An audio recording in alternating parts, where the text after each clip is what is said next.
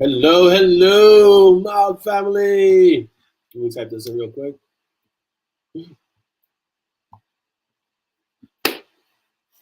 I hope you're all doing well. I'm feeling much better. Morning, afternoon, evening. Thank you all for being here. Hello, Marie. Hello, Audrey. Dolly says hello, but she has to leave to get Zoya, who has half a day of school today. Chris Mendoza, good morning. Tracy, good morning or good afternoon. Heather, morning. Paige, morning. Joe, morning. How are you all doing today? Welcome to MoB Kaffeeklatsch episode 82. The link on the screen is the link you go to so you can see, have permissions. Jim, good morning. So StreamYard has permission to post your name up, or else you're gonna come across as Facebook user. So go to that link if you haven't already. Everybody here already, I can see who it is. But if you haven't, go to that link and let StreamYard have permission to post your name in the program. So I hope you're all doing well. I'm doing much, much better. Last week was, whoa, boy, around last Tuesday. Oh, hello, Stacy. Please tell Stacy I hope her dental issues get resolved without any major complications. Good to see you too, Marie. So last week, Tuesday, around Tuesday, Wednesday, Z comes in, she's sniffly, and you know, I don't think anything of it. And the next day she has a headache and is really not feeling well. I think she stayed home one of those days. And the following day she stayed home. Still not thinking much of it. Come around Wednesday, I start coughing. I'm like, what the heck is going on? By Thursday, I was like, I got hit by a train. I was wrecked. Like, yeah, this, I don't think Mob TV is happening. So I was coughing, sniffling, and like, where did I get this from? Then I realized, oh, Z decided to be generous and give me her bug. So yeah, not fun. And stomach bugs, Chris, are the worst. I really don't want any of those. Those are like the worst. Hello, Wendy. Good morning. Sarah, good morning. How are you? So it's good to be back. I apologize for having to miss last week, but we're here, and that's the awesome thing that we're here today. Let me give all the shout outs here. We got a bunch of us here already. So shout outs to everyone on YouTube. Hello, YouTube world. Welcome. Don't forget to hit subscribe, like, and hit the notification bell so you know when we're coming on YouTube. Instagram. I haven't really posted anything on Instagram for a while, but I'm going to get onto it next week. I just wanted to kind of get all the blood lesson stuff done and finished, kind of finalized. And then I'm going to start posting stuff up on Instagram. ZAZZLE, go to our ZAZZLE store. We still have a bunch of swag on ZAZZLE. So we're at ZAZZLE at M&S, EMANDES. Go there, get your shirts, your mugs, all things M&S and more are at our ZAZZLE store. So go for it. We have a new patron. So our new patron is Ashley. Hello, Ashley. Britt, thank you for being a patron. Every bit counts. Every bit helps. Thank you for supporting our large M&S World. The newsletter, what is it today, November 18th? There'll be a newsletter out probably by the end of the month around Thanksgiving. So yeah, there'll be a newsletter out for that time. Same thing, BookBub. Go to BookBub and follow us on BookBub. Follow me on BookBub. You can find me there at BookBub and just follow, and you can hit the like when you like the books. You know, it doesn't have to be a big thing. You can just hit like. But just leave a review. Hey, this book was great. Oh, what was Peaches? What happened? Things like that. And Binge Book, same thing. You can join and add reviews because the social proof on Binge Books, because it's a new application, they kind of need a lot of help. BookBub's been established for a while now, but Binge Books is just kind of getting its legs. So yeah, little by little, but go to both of those, BookBub and Binge Books, and follow me, find me, follow me, and leave some social proof. All right, let's see. Who else is here? Yes, kids are good that way, Chris. Yeah. Hey, about to have thank you so much for just dropping in, Laura. I know you're into PT, but thank you so much for coming in. Yeah, M&S and not S&M. We had that discussion in the books between Monty and Simon, and that's why it's M&S and not S&M, because S&M is just kinky. Good morning, Facebook user. Don't know who you are. So there's a link on the screen. Click on that link or go to that link and let StreamYard have permission. And then when you type in your comment, I'll know who you are. Or you can say, good morning, it's so-and-so, and then I'll know who you are also. So how's everyone doing today? Let's see. It's getting chilly here. I know you guys I saw a few pictures of snow. Oh, so wait, before I even start. So the moment I said I was not feeling well, I gotta give shout outs to the pack. And welcome, Robert, to the pack. I'm sorry, gotta give shout out to the pack, and gotta give shout out to the admins that are in the pack, which is Joe and Chris. So from the moment I said, oh, I'm not feeling well, or like I don't know, I think I was cranky and complaining or whatever. I was like upset that I was gonna have to cancel the mob and all that. Joe and Chris and all the pack, but especially Joe and Chris were like, okay, we got you covered. Go rest, go sleep, go get better. And they handled all the posts for this last week that passed. So they took care of all the posts, and all the posts were amazing. Thank you so much to Joe and to Chris for awesome posts that, you guys keep the room the way it needs to be going. You keep it flowing. So it's amazing. And I appreciate it. So without even continuing, I just wanted to say thank you so much first of all, thank you to all the pack, because without the pack itself, the room wouldn't be the way it is. And then thank you specifically to Joe and to Chris for handling all the posting and making sure that there's a smooth transition, and for really making sure that I did not get on. I got a few looks like, you're not getting on this week. I was like, come on, I got this. Like, no, go away, bye. So I just want to make sure that I acknowledge the pack. because they always are keeping an eye out for the room and for each of us, and to Joe and to Chris Mendoza, who made sure that all the posts were taken care of and covered, because it does take a lot of work. It doesn't seem like it because we do it so seamlessly, and it's done and it's there, and each day has a theme, but it takes work. You got to do research. You got to find the right kind of post to put up.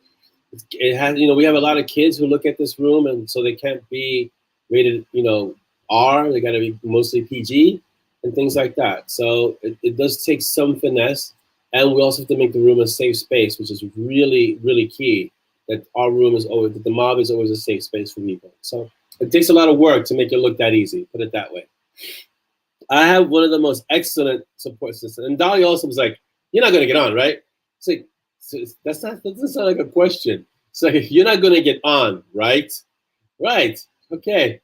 So I have a fantastic support system, and if you want to achieve any kind of success in your life, you need to have awesome, great people around you, and you need to acknowledge that you have awesome, great people around you, and not try to do everything yourself. Let the people around you who are fantastic, let them shine, which many times means you've got to step back and let them take center stage and be, get the attention. And I'm perfectly okay with being behind the scenes and making sure other people get the attention. I've never had an issue with that.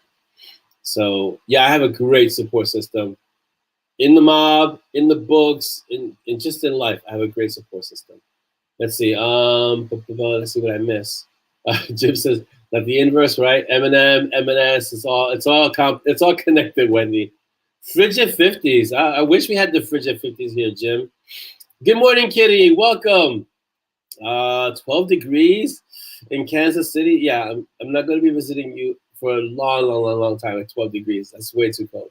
Thank you, Kitty. Yes, I'm feeling much better than I was feeling this time last week. Oh boy, it was bad. It was bad.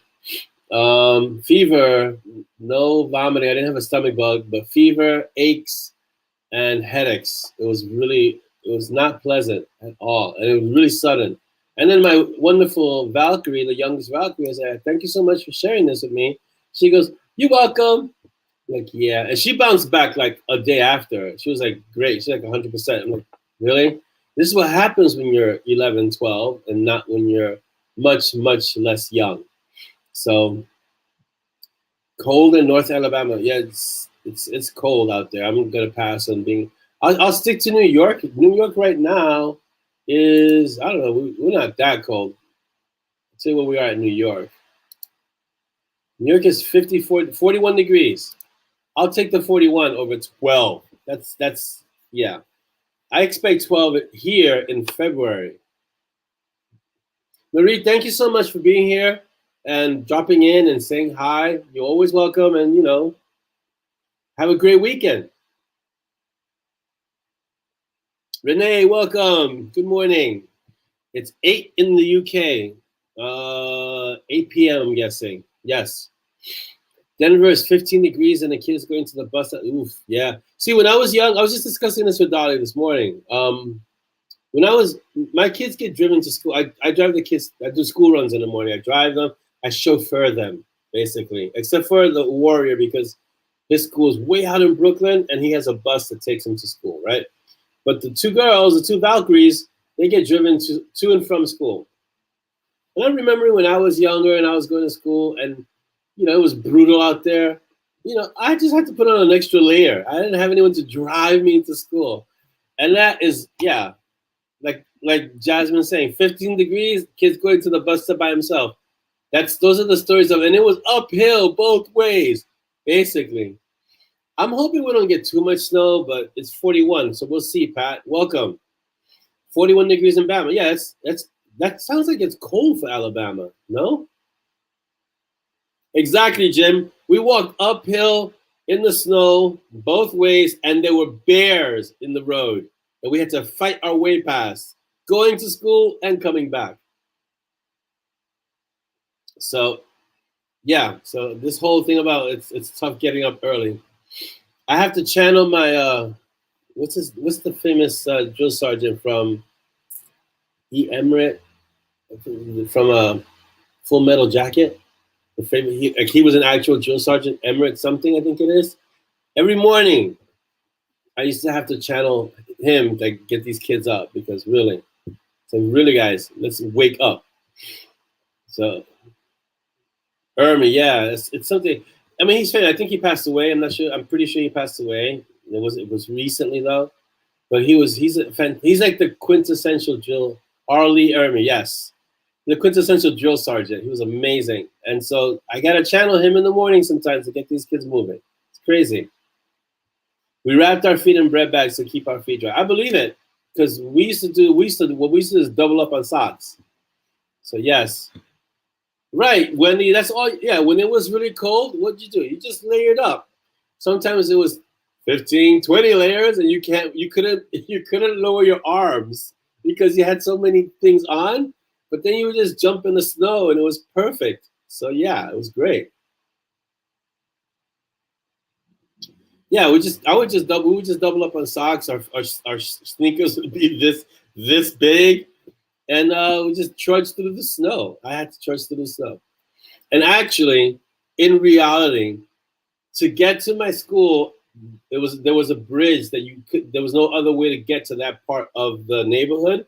And so it was actually uphill both ways, because going there, you had to go up the bridge and down, and coming back, you had to go up the bridge and down. So I was actually going uphill both ways. So there you go. I can actually say I went to school uphill both ways. So how's everyone doing? What time is it? I kind of want to stay on track with the time so we don't go too far over, but we didn't have last week. And we're only having one mob this month because next week is, I believe, Thanksgiving week. And so we're gonna take a break. Let me just look real quick at the calendar. Yeah, next week is the 25th. So our next mob after this would be December 2nd. So I want to be sensitive to the time. Let's see. Yeah, we had to line our shoes up under the chalkboard to them to, right. Yeah, we had to do that too. We'd take them off in school, and they'd have these massive radiators in the classrooms, and so we'd put them right next to the radiator, and then it would dry up. It would dry up all the shoes. That's really good to hear, Kitty, that your PT is going well, because it's never fun to go through the PT. I've been through it. Some of it forced, some of it voluntary. But PT is never fun, so I'm glad to hear that it's going well. Okay, I'm gonna hide this current content, the comment with the Facebook, so we can take it off the screen. So it's gone. So let me see. I'll give you the updates. We got time, so I'll give you the updates a little later. What we're doing, what's going on. I hope by now everyone's read Blood Lessons. So.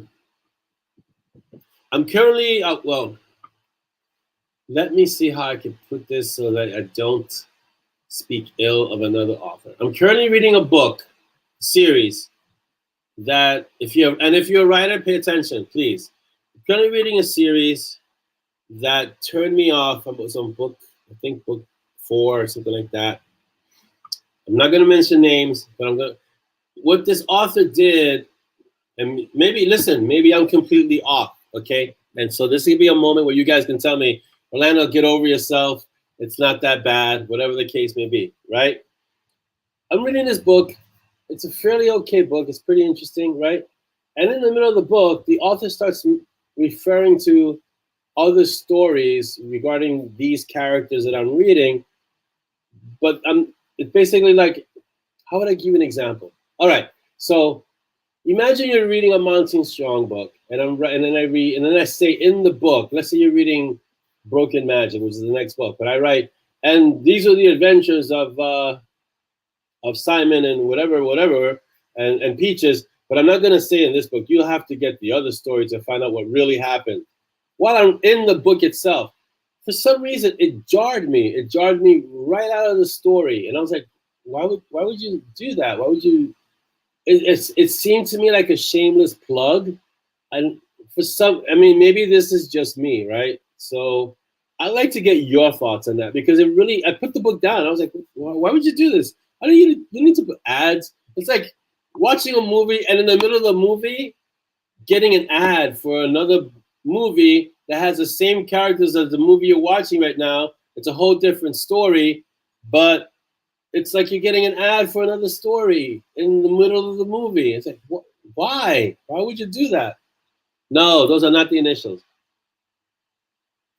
It's a completely different story that I'm reading right now. But I like the writer. He's a good writer, but that completely, it just yanked me out of the story for a moment. I was like, why would you want me to go read this? Like, it was like, in order for you to find out more about this, you're gonna have to go read this, this, this, and this.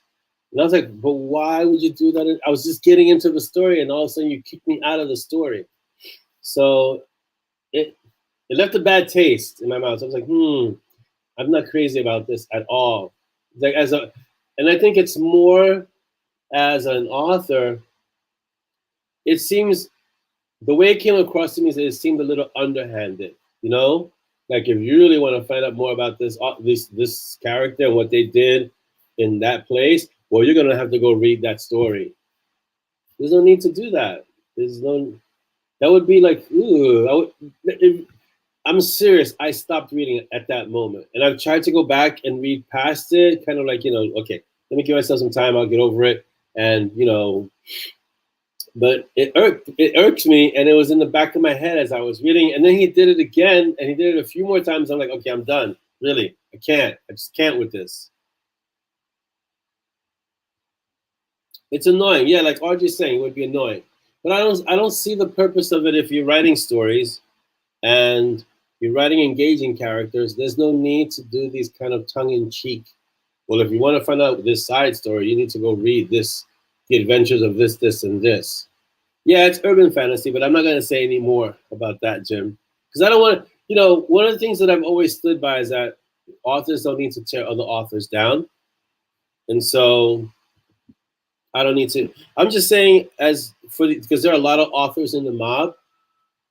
If you're an author, don't do that. Really, just stay away.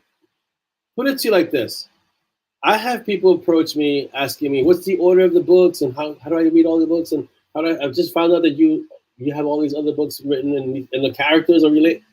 Just write really good stories, and people will find all your stuff. You don't need to kind of hit them over the head with, go read that story if you want to find out about these characters. Just, write really interesting characters, and most people will discover. Or just, if you really want to do that, most people will just, on their own, if they really like what you're writing, they will. I've had people who say, I read 2 Million Butterflies, and then I got everything else. And I was like, you got everything else. There's a lot of everything else to get, because readers will do that. So just write good stories. Write the best story you can write, and people will go around looking for everything. It makes it kind of interesting, and they discover different things.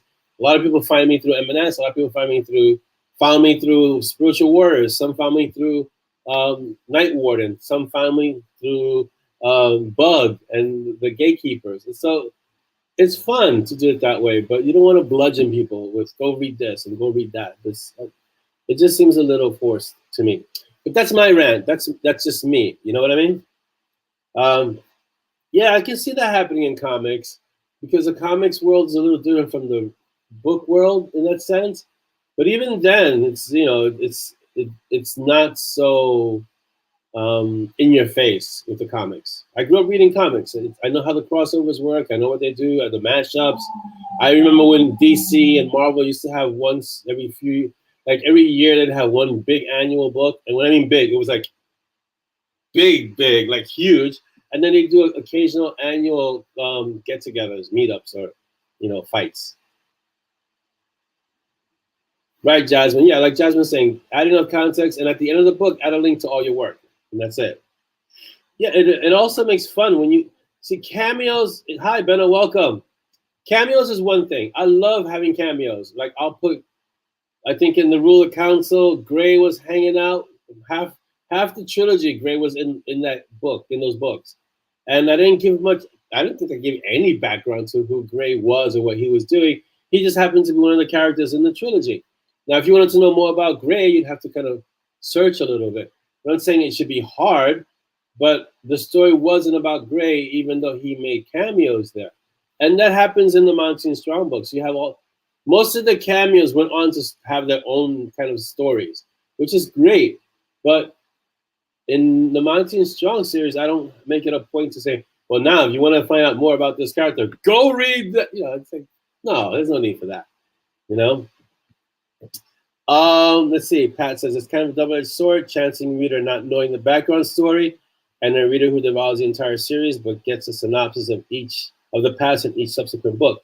That said, I personally will go and research the author book if I'm engaged by the story characters. Right, which is what I did, and it's not an issue for me. But the jarring of out of this, here's the thing: the suspension of disbelief is a kind of a delicate thing. And once you have a reader in your story, like immersed in your story, you want them to stay there, you know? And if you do something to kick them out of the story, usually you do something to kick them out of the story and the book, and they don't really come back. Or if they do, it's harder. So while you have someone's attention and they're giving you their most precious resource, which is their time, you want to keep them engaged, have them enjoy the story. And then at the end of the book, like Jasmine said, look, here's a link to all the other stuff. And there's some characters that you might have read in this book that might be in some of these stories. Go for it, you know? Jim, I have a few of those huge books somewhere. I have one with the Hulk, and there are a few of those ginormous comic books that they used to do. I don't know if they make them anymore, I don't know. But to have one signed by Stan Lee's, that is quite the coup. Kudos, man, that's awesome. Yeah, like Sid the Rat. Sid is my Stan Lee, and he happens to be pretty much in everyone, you know? And so there's no stories featuring Sid yet, but he gets sprinkled here, sprinkled there, and it's awesome. So yeah. Oh, Jasmine, I see. Excuse me, because my lungs are still getting better. One thing, so Jasmine says, one thing that's hard for me is if 4 or 5 books are written as one perspective, then changing that all of a sudden. If it works, why change it up so much? When I first started my writing adventure, The Spiritual Warrior, I was doing that with characters. So if it was from Dante's perspective, it would be in first person, and everyone else's perspective would be in third person. That I can understand. But if 4 or 5 books are written in one perspective without giving the reader a heads up about, well, this book is written from another perspective because of, that's really hard for a reader to keep track of, because you operate under the premise that it's being written at the same as the previous books, and then when you get to the next book, let's say the 6th book, and it's written in a different perspective, it completely throws you. And it takes a while to kind of get into, now we're getting the story from a different perspective.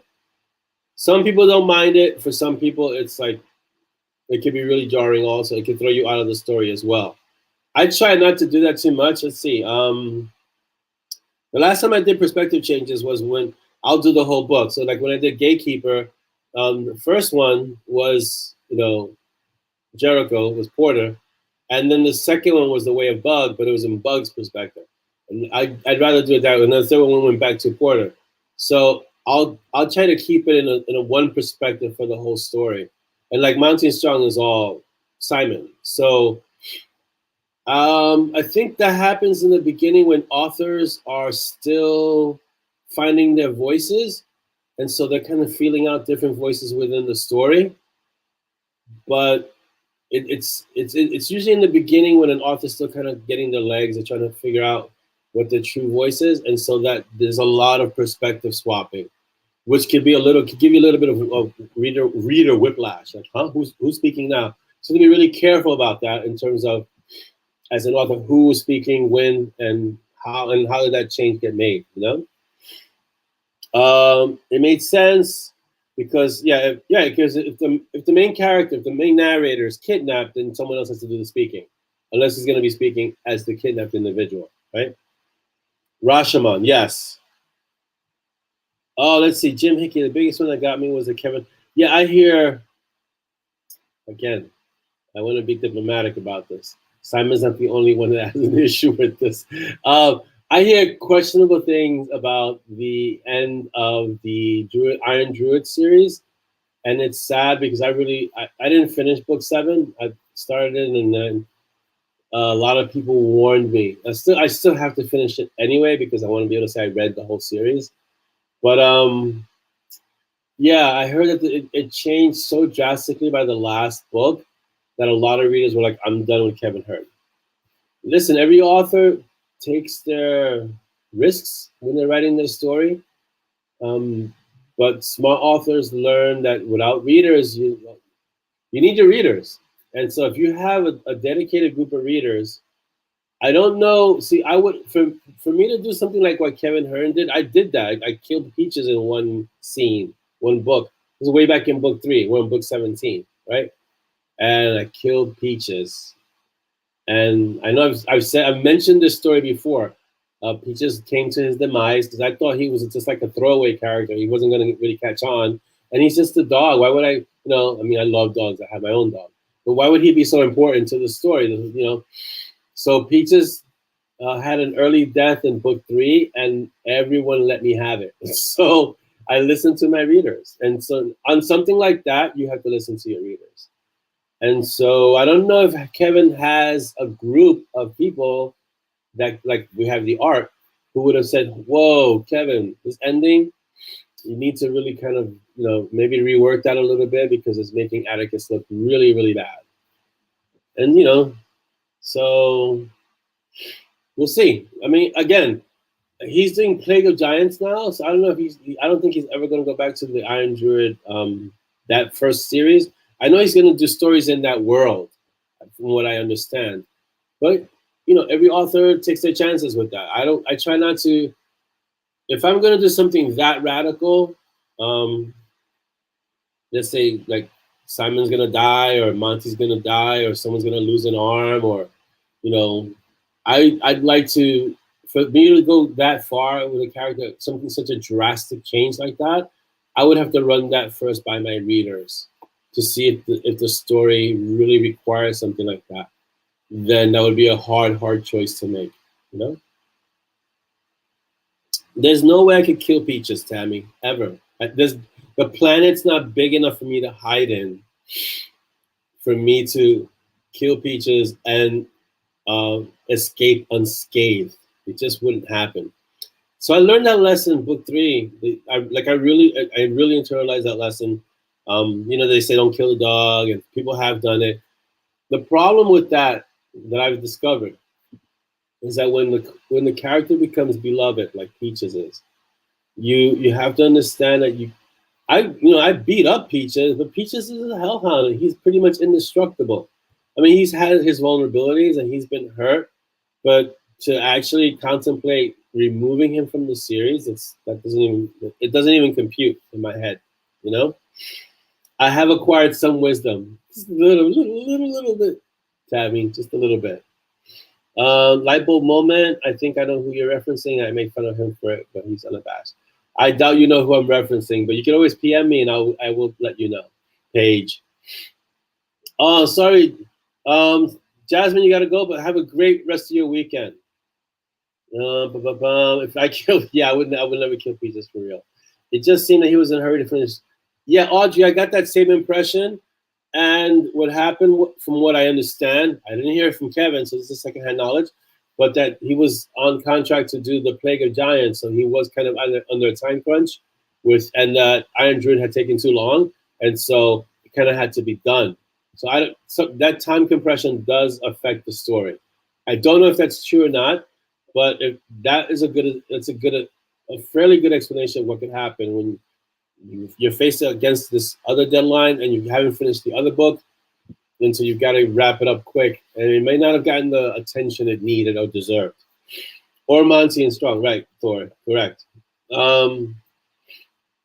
Authors now just say alternate universes, something's unpopular. Yeah, I don't like having alternate universes, Jim, too much, because it's too much of an easy out, And this is not to say it hasn't been done. DC and Marvel have had alternate universes pretty much since their inception. So it's not a new idea or concept to have alternate universes.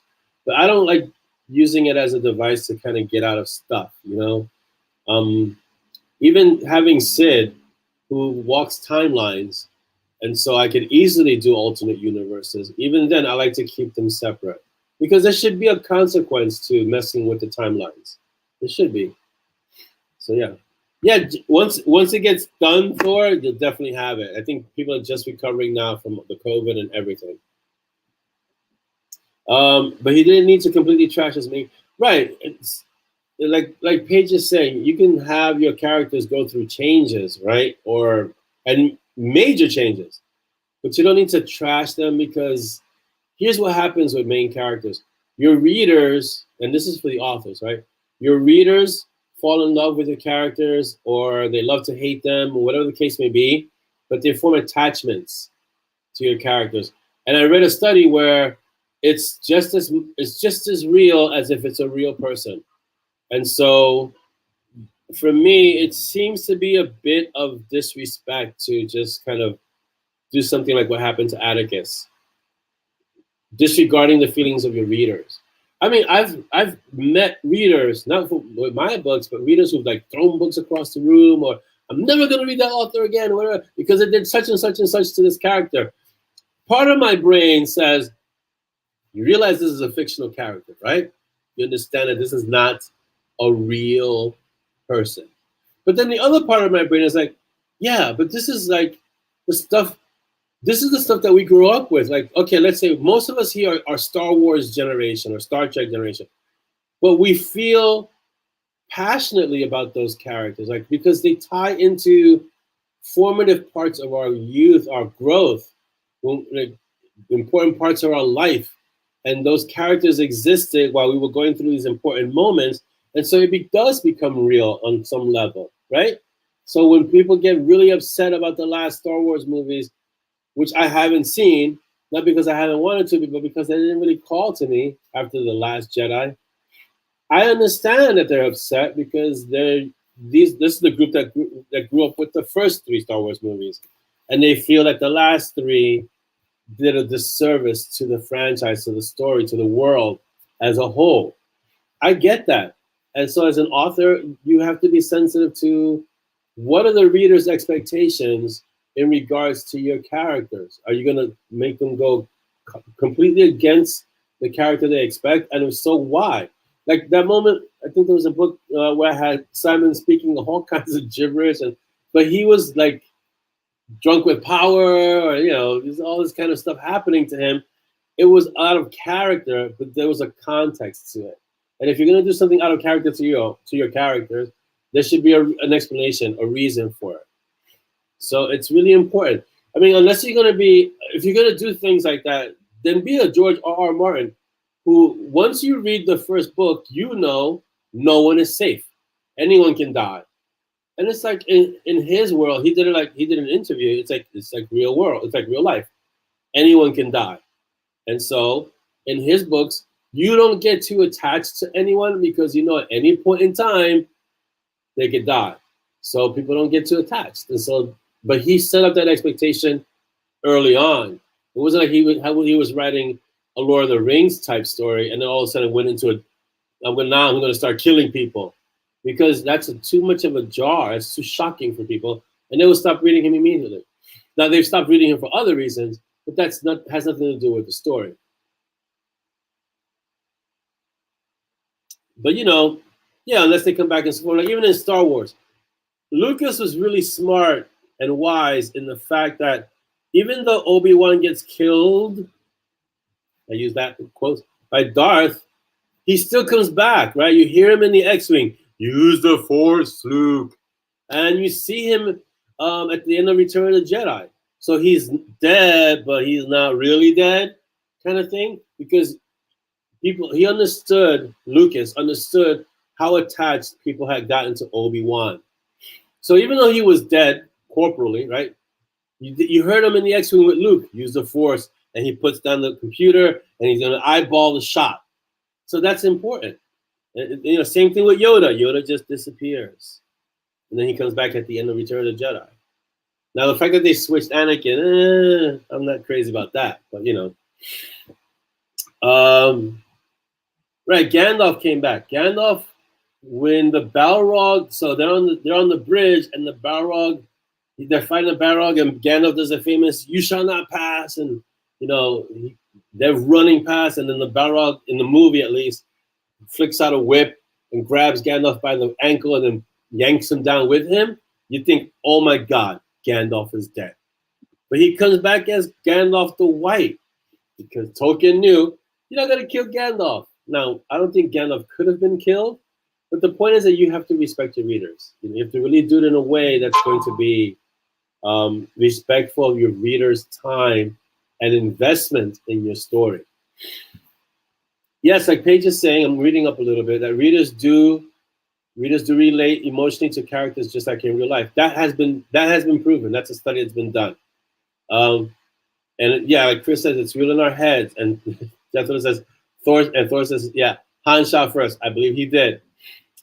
Jim says, one of my favorite authors, Patrick, killed off favorite characters in his book. Yeah, I can't see doing that. Not without reason. I didn't like it as a reader. I really wouldn't like it as an author, In fact, I've had author friends who said, I wanted to write more about that character, but I killed them two books back. I'm like, now you got to retcon. Now you got to figure out a way to bring them back. And that's where the whole alternate universe things comes happening.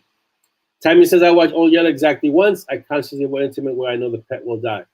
Yeah, and that last part is really important. I read to escape the grim parts of life.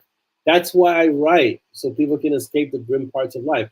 When people say, what kind of author you are, I sound like a pulp author. I write fun, light stuff so we can enjoy it. Now, it may have some deeper meanings, yeah, but the purpose of Monty and Strong, the purpose of everything that I write is to have fun, to get away from the grim parts of life.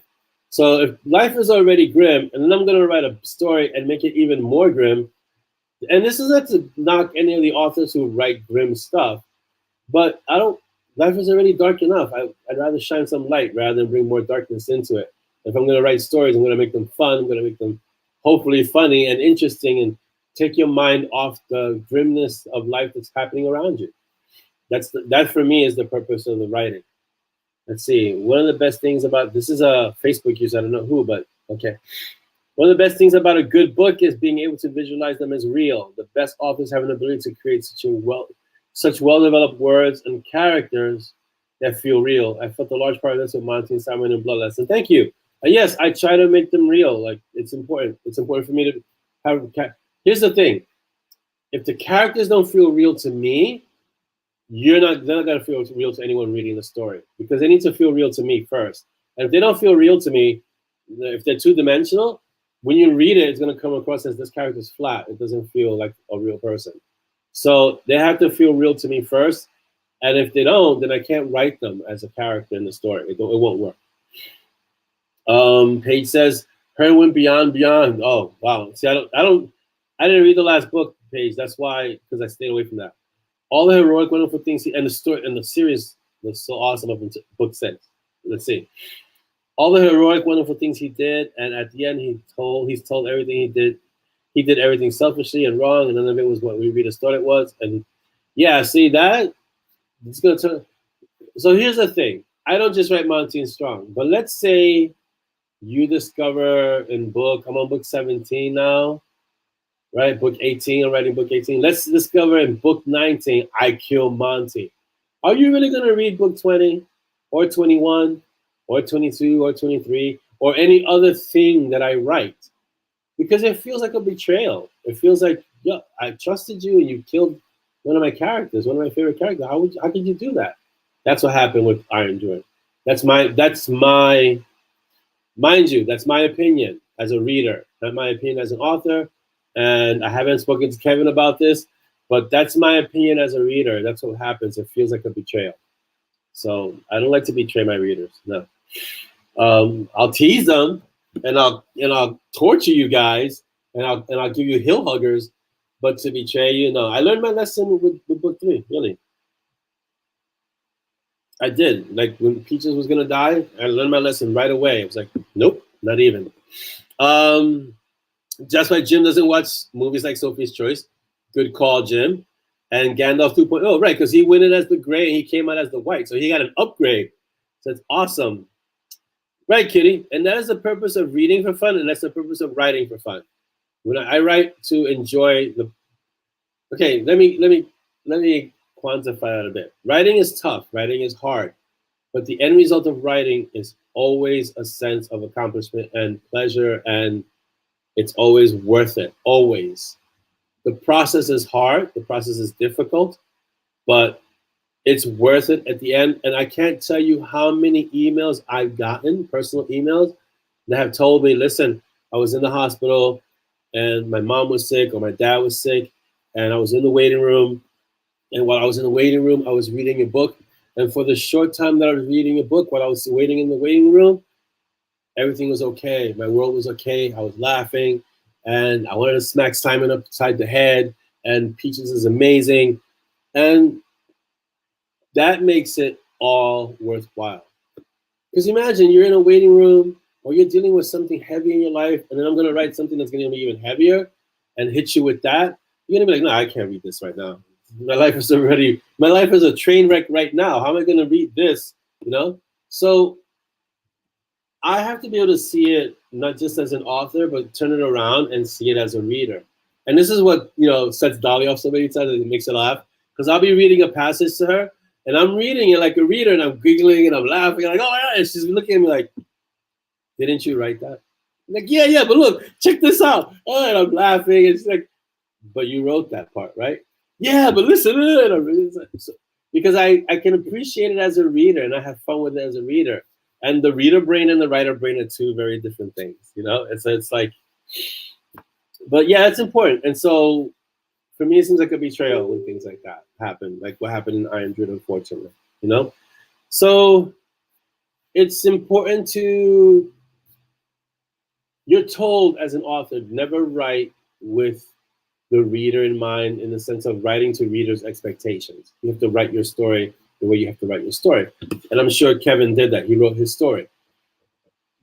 For me, the problem with that is that I think the story that he wrote didn't take into account how much the readers loved his characters.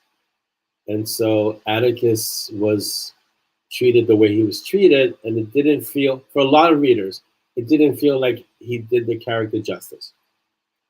That's between the readers and Kevin.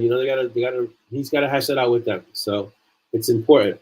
But I try to always take into account the progression, so like the arc of what Simon and Monty and Peaches are going through, and all the assorted characters that are there, especially those three, and the expectations of my readers in terms of, are these characters going to act out of character, and if so, why are they going to act out of character? It's important to keep that in mind when you write the story. Now, you can write your story and tell your story the way it needs to be told, and that story is for you as an author. But the thing that a lot of authors don't get, even seasoned authors, is that once your story goes out into the world, it's no longer yours. It belongs to the readers. And they're going to do what they always do, which is attach meaning. They're going to, there are a lot of people who are really attached to Simon, to attach to Monty, attached to Peaches. That's not something that I've done, in the sense of, you've got to care for these characters. That's something that they've done, going through their lives and going through these stories with them. So when we read stories, and I can tell you as a reader, you end up being another character in the book. So it's like you're going through these adventures with these characters, and it becomes, like we were saying earlier, it becomes a real life memory of something you went through.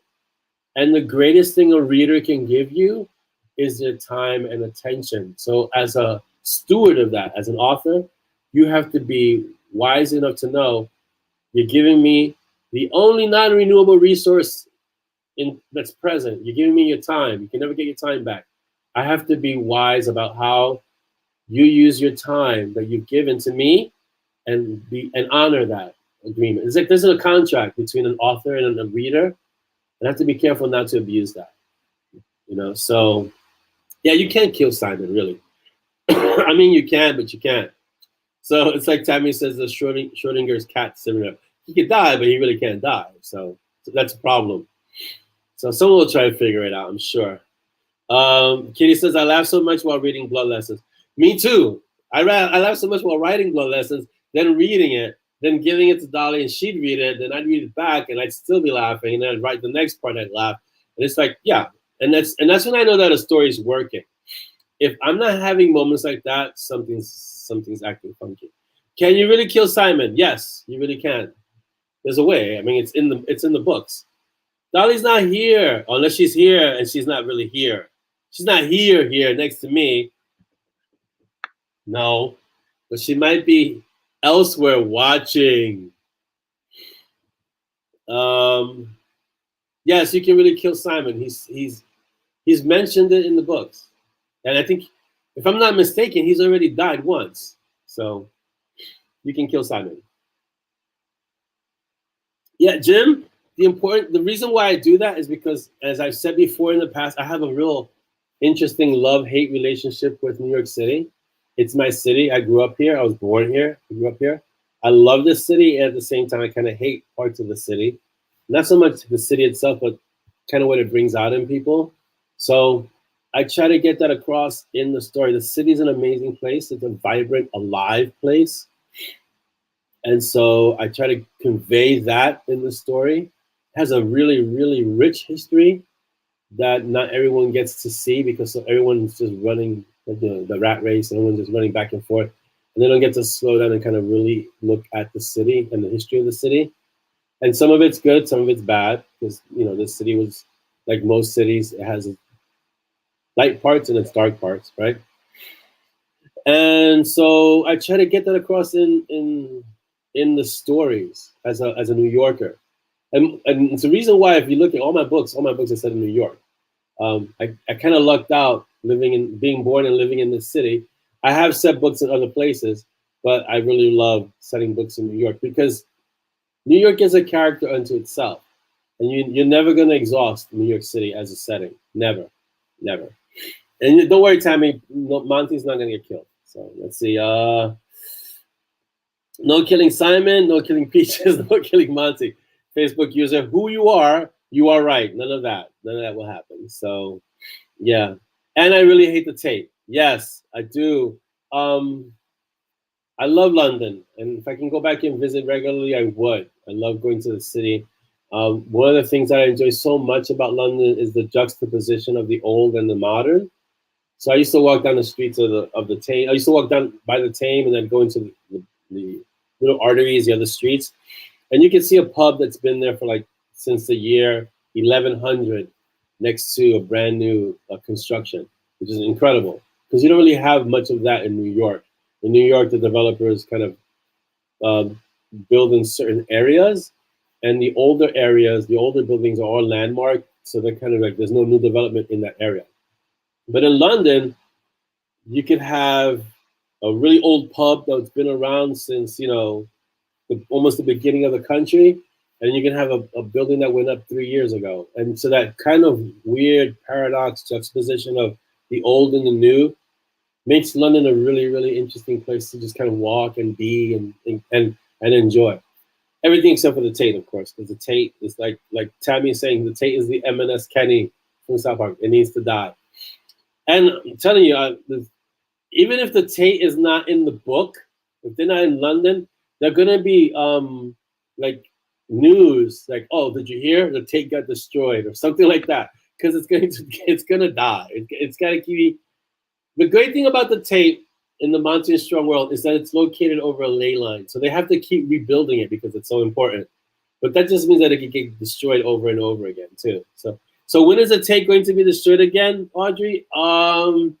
We're in Broken Magic, which is book 18. The next book is Lost Room 20. Next book, the 20th book, that book is called Entropy, and they have to go back to the UK. So that gets, they're gonna pay the Tate another visit and probably level it again. So yeah, that's the normal thing. Notice that I didn't destroy the National Museum. It was just a wing of the National Museum, because I like that building. That building's like, this is the building that's just opposite Trafalgar Square. So you walk from Downing Street away from Westminster, you walk straight down Downing Street, you walk straight down that street, off Downing, straight down that street, into Trafalgar Square. Behind Trafalgar Square is the National Museum, which is a fantastic museum. I didn't want to destroy that building because that building is a beautiful building. and it's really old, and it looks amazing. It's huge. So we added a wing. I added a wing to that building, and then I destroyed the wing. But we kept the building intact. Malcolm, welcome. So yeah, so that's when the Tate's gonna be destroyed in about 2 books, Audrey. I'll keep you posted. Don't worry, because maybe we'll have a poll as to what ways should be destroyed this time. Because no matter how devastating the destruction or how absolute, it has to be rebuilt because of its positioning in the ley lines. So it has to be rebuilt. All right, let me go through the book and audio updates. Broken Magic is in process, so that's being written as we speak. And you guys, I mean, I don't have to explain why the book is called Broken Magic, right? You guys know why it's called Broken. If you read Blood Lessons, you know why the next book is called Broken Magic. Stormblood audiobook is in production. So we're looking at the end of November, beginning of December, somewhere around there for the next book. Hopefully before Christmas, I'm thinking, because Kevin's been really busy and we've been having a little bit of back and forth in scheduling it. So I'm looking at before Christmas for Stormblood. And I mean, Stormblood, we're still we'll be 3 books back. So we'll have some audiobooks to catch up. The Secret Project. Some of you already know some of you might know the name of the Secret Project, but I haven't mentioned it yet. The cover reveal will be next month. So sometime next month in December, I'll reveal the Secret Project's cover. So that'll be fun. Yeah, and I'm not gonna say the name until the cover is revealed. So you could ask, but I'm not gonna. I'll know if the name gets out because there's only a very select few people who know the name of that book. So I will know. And I know that those who know would not divulge anyway. That's why they know. So yeah, so next month you get to see the Secret Project cover. It looks good. There's some tweaks that need to be done. Remember that it has to have kind of an urban fantasy / romance feel, which is a really hard thing to kind of pinpoint, capture in a cover.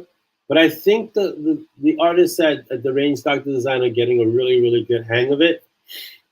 And so this is actually a different artist that doesn't do my Monty and Strong covers.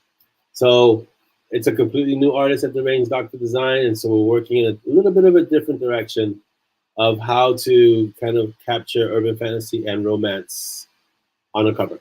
Yeah. Let's see, what is need to deal with the Louvre. Oh, I like that pyramid though, Jim. I don't know. And the Louvre, even the area around it's pretty amazing. I guess we could destroy the pyramid without touching. I kind of have to see what's inside, what's below the Louvre, what's below that pyramid, because it depends on what's underneath it. Because you can't destroy it with that. You really can't destroy it without impacting what's directly beneath it. So it's acting like a skylight, but it's also a protective cover. So I need to see what's underneath that pyramid, that glass pyramid, so that if it does get destroyed, it doesn't impact what's underneath. And yes, Wendy, that's exactly what I was thinking. When Chris said, I know nothing, I was just thinking of Hogan's Heroes and Schultz. Hogan's Heroes, for those of you who are younger, I guess. For those of us less young, Hogan's Heroes was a great show. Use the pyramid as a focus to channel back. Now I'd use the Eiffel Tower for something like that, Malcolm. The pyramid's too short. I'd use the Eiffel Tower because it's kind of made for that sort of thing. It just the design just begs it. You know, the steel structure pointing up. If I'm not mistaken, the legs of the Eiffel Tower also point in cardinal directions. So there's, it can have. There's a lot that works for having the Eiffel Tower used as a focus. So yeah, like the Luxor Hotel. I'd have to look into the Luxor Hotel too. Yeah. See, interesting. The Eiffel Tower was supposed to end up being covered, but because it was, so that look that you're seeing is very much like the George Washington Bridge. The George Washington Bridge was supposed to end up being covered, but because of the war effort, they didn't have enough metal to create the outer shell. I believe the Eiffel Tower was supposed to have an outer shell as well, at least to cover all the girders, all the metal work, but they never finished it. So, I don't know about destroying the Eiffel Tower. I'm kind of ambivalent about the Eiffel Tower. I don't know I don't find it ugly. I think it's a interesting design, but it just seems unfinished to me. So we can have Simon be like, it's not even completed. It needs to be finished. You know, maybe if we destroy it, they'll get it right the second time. I'm not against the Eiffel Tower the way I'm against the Tate. The Tate just earned this place of of horribleness in my psyche. I don't know why, but the Eiffel Tower, I kind of like how the Eiffel Tower looks, and it's so iconic. The Tate is not iconic. Yeah, it does look like an erector set. This is true, for sure. I don't know. Maybe there's other places that can get destroyed in France that don't need to be the Eiffel Tower. So I wouldn't want to touch the Arc de Triomphe because I love that arc, and I love how the streets finish at the arc, which is a really smart design. I really like that. See, I could use that for something like that, for like a channeling of energy, because all those streets point to the Arc de Triomphe, and that was so smart to do it that way. But we haven't been to France in terms of Monty and Strong, so there might be a chance to go to France and you know, unleash some renovation. We're gonna call it renovation. Unleash some destruction. There's a lot, like Malcolm's saying, there's a lot of things to renovate in Paris. But yeah, Eiffel Tower would be nice to kind of visit, and the Arc de Triomphe, Champs-Élysées. There's a lot of places they can go see in France. But I need to have a reason for them to go to France, and I don't have a reason for them to go to France yet. So maybe by book 21. Book 21, because I can't say too much, but book 21 is called Archmage, right? Not that Monty's an archmage, but there is an archmage living in New York City. If you guys remember what his name was, do you remember who he is? He lives in the Cooper Museum. What used to be the Cooper Museum. It's not his home, and he's French, and so that might be a good reason to go to France. Doing urban romance without a harem is not easy, and New York City is a great place. Even learning just about what was on the land before Central Park. Yeah, I don't know. And I get what you're saying, Heather. I've never associated romance with harem. I know that's a trend, but for me, romance doesn't need to have a harem. I think you can make it happen. You can make it work without necessarily having to be harem. I know there's different kinds of harems, like this harems, reverse harems, shifted harems, all this kind of harem stuff. I don't think you need a harem to write really good romance. I mean, just look at the genre in itself. It's the biggest genre out there, and not everyone has a harem. I would hope not everyone has a harem. So if it's gonna be romantic, the way I'm gonna write it, it's not gonna be harem-y. It's not gonna have harems. It's gonna be one-on-one romantic tension kind of thing. Archmage, blow the arch up. Yeah, that would be Monty and Simon's method, Malcolm. Sure. Leanne Barnard Martinson suggests Verity get dumb enough to raid Ezra's place. No one is quite that dumb. Tammy, no one. Tell Leanne, no one's that dumb to try and raid Ezra's place. No one. No one wants to tempt fate and face death that suddenly. No one's that crazy. No one, at least no one in the M&S world. I can create someone, but no one no one is that crazy. Child just inquired, what is a harem? Geez, I'll leave that one for you, Dolly, because you're there with her. So I'm not going to go into what a harem is. So one of those parenting moments. Have fun with that one, babe.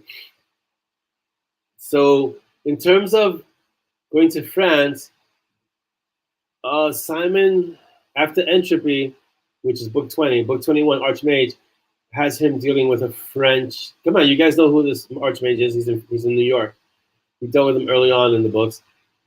We might have to go to France. I think that would be cool. I think that would be awesome to have him go to France to deal with, because this is still it'll still be a product of Monty increasing his power, getting his power back to where it needs to be. So we'll be doing that for a few books. So yeah, the current head of Verity is crazy. but not that crazy. Tana is crazy, but not that crazy, Malcolm, to go up against. Because Ezra's not even he's beyond the force of nature. You wouldn't want to go. Who's going to go into Ezra's place to raid Ezra's place and think they're going to walk out alive? Yeah, that's not going to happen.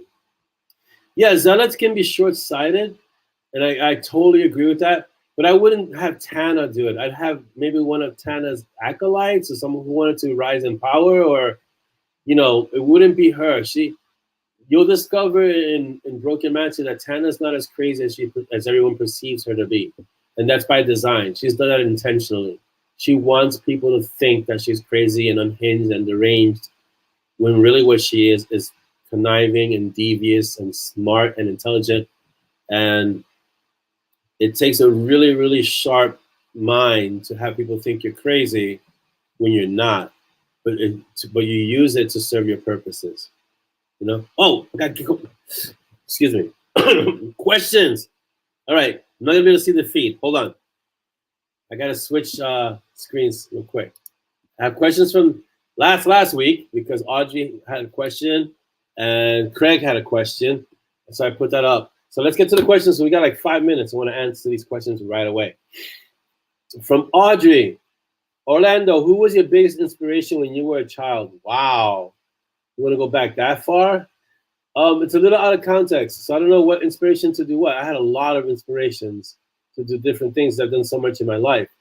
So I need a little more context. Biggest inspiration to do what? And so, like in martial arts, it was Bruce Lee. I mean, my whole generation was influenced by Bruce Lee. Writing was probably Tolkien when I was a child, because that's all I was reading at that time. Art, it was Frazetta and so many related artists at that time who were like Frank Frazetta, Boris Vallejo, that kind of feel. There's so many different influences in terms of inspiration. So handball, there were a bunch of handball players in New York City back then who were the top of their game, who were A players. I mean, I later became an A player, but they were my inspiration to get into that sport. So it depends on the context, Audrey. So I can't really answer that question because it's not narrow enough. So I had many, but to tell you the truth, I had many, many, many inspirations when I was a child. So in addition to my mom, who managed to raise 3 children in a city where she didn't speak the language and had no family and managed to do it on her own. So she was probably my biggest inspiration, for sure. Dolly, and since you're here, you can answer this question. Have you ever written professionally? Would you want to? Answer that in the comments because I can't see it. I'm on another page. That's a good question, Audrey. Next question from Audrey. Orlando, what would you say is your most interesting writing quirk? In order to write, I need to have vocal chants on in the background to shut up the censor. I need to have my supply of reaching for peppermint patties and coffee.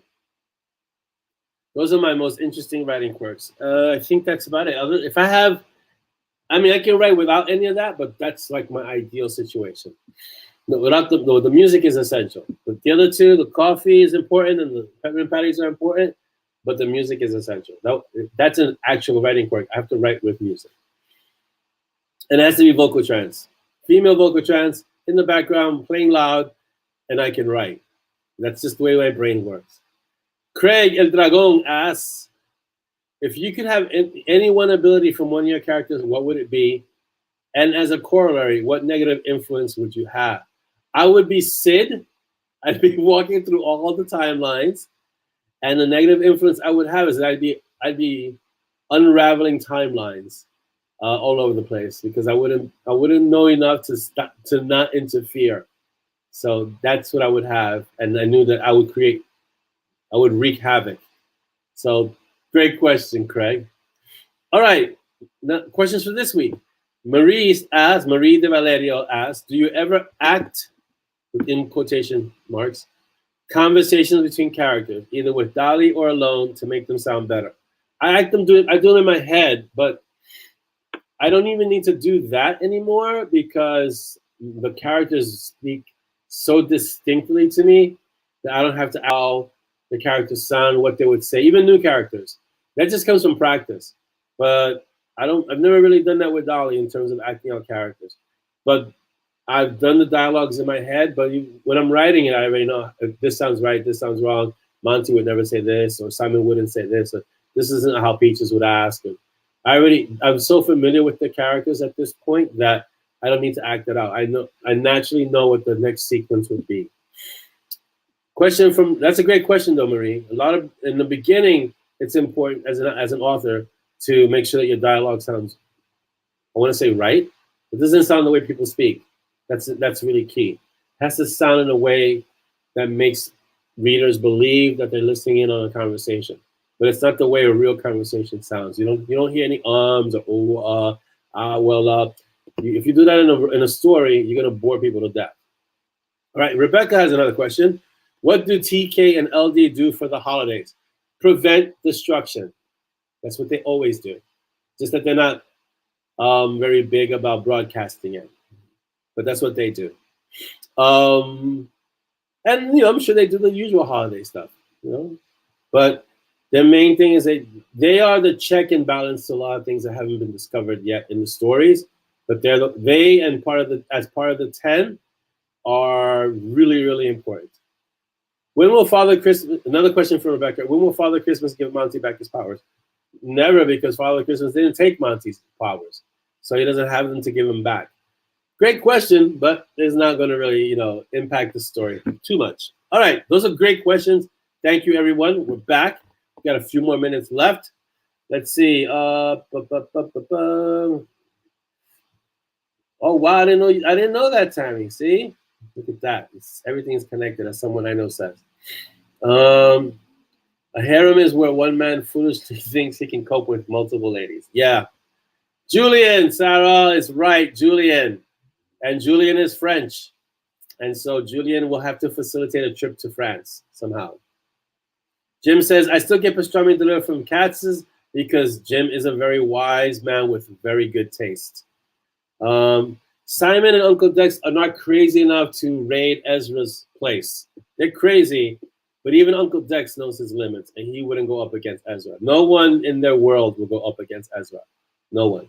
It's just, it's a futile exercise.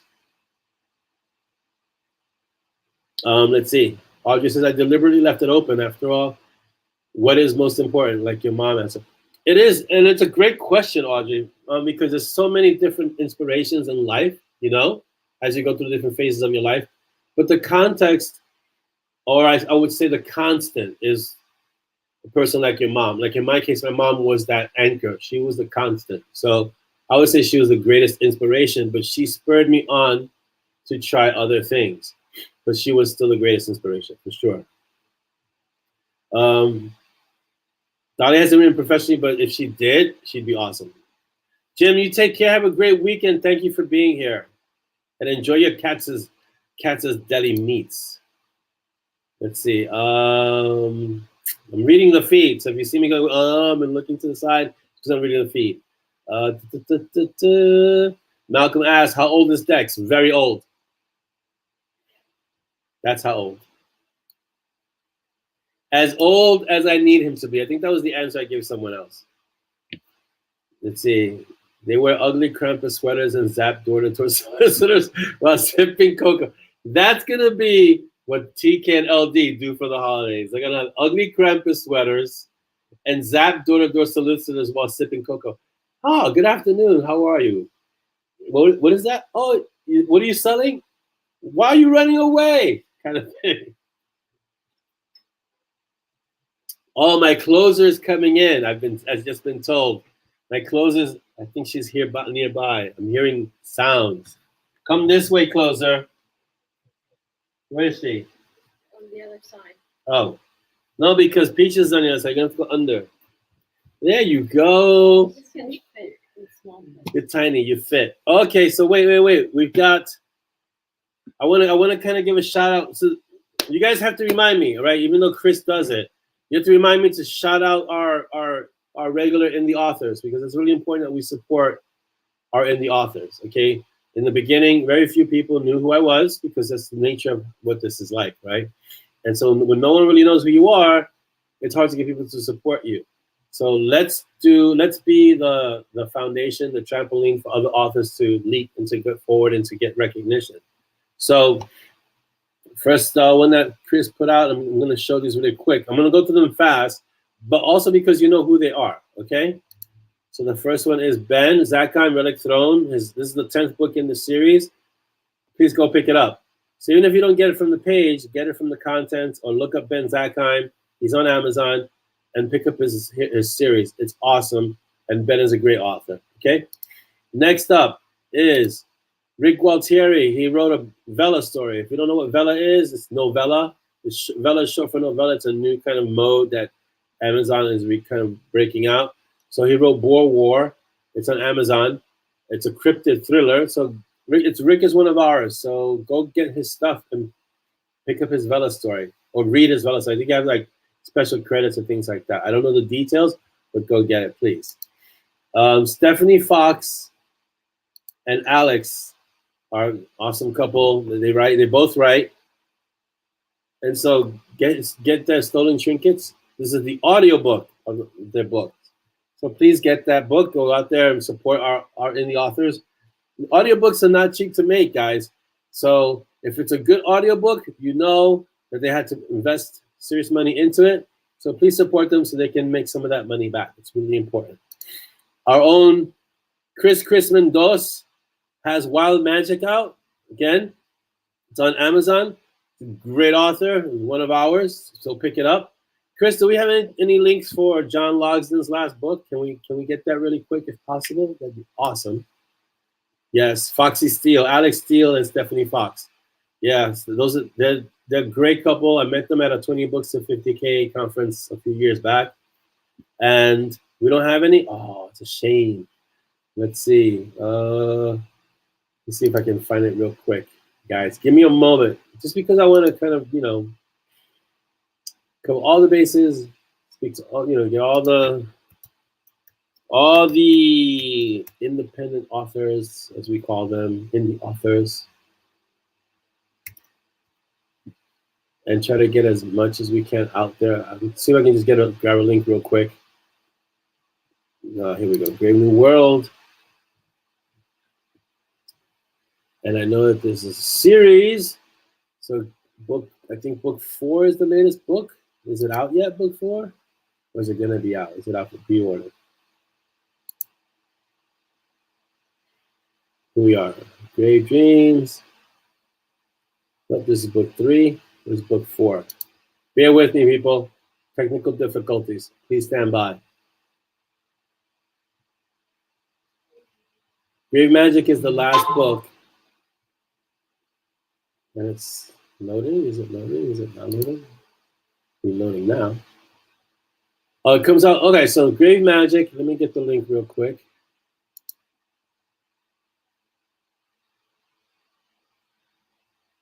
Wow. Because all your energy is draining the network. Wow. Let me see. At this point, John put it in there. I'm going so slow. There it is. Is this it? On pre-order. Thank you, Paige. Because at this point, I'm going to have to break out the chisel and the stone. All right, on pre-order. Grave. What is this? This is not a grave book, but hey, whose book is this, Paige? It looks interesting. I think I recognize that cover. Oh, R.L. King. I don't know if she's in the MoB. I think she is. R.L. King's a great. The Alistair Stone Chronicles are a lot of fun. Alistair Stone reminds me of Monty without Simon. So go get. I think she has like 20-something books in her series. She's been writing for a while. So please pick up all the R.L. King books. I think she's only written Alistair Stone. He's a great, I guess mage would be what he is, a mage. Great books. Pick those up. R.L. King's a great person. I met her at 20 Books to 50K also.